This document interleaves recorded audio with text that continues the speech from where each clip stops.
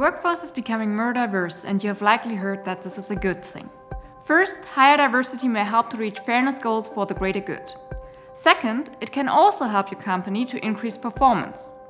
To illustrate, hiring a more diverse group of employees, for example by increasing the share of women in the board and in leadership positions, makes organizations more effective, more successful, and more profitable.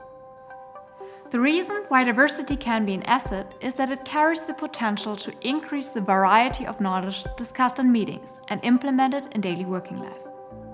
Think of the last time you listened to someone who had a very different perspective than you. You might have felt inspired or challenged because this person made you think outside of your comfort zone. Researchers call this the information elaboration perspective, which refers to the idea that more information is elaborated in diverse teams. Due to more intense discussions, the quality information processing is also improved.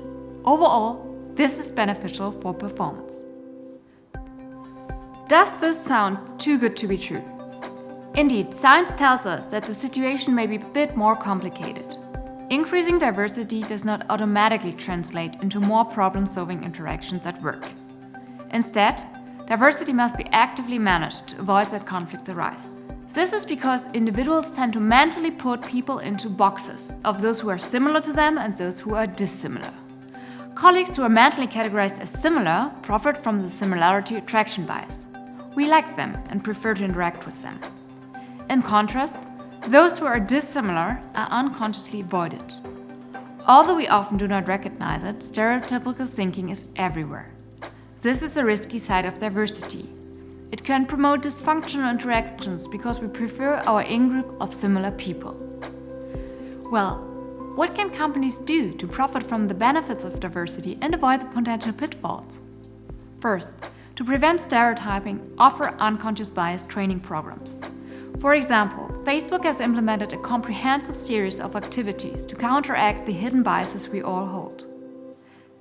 Second, leaders should learn about the concepts of psychological safety, the shared belief of team members that it is safe to speak up and say anything they want without fear of negative comments.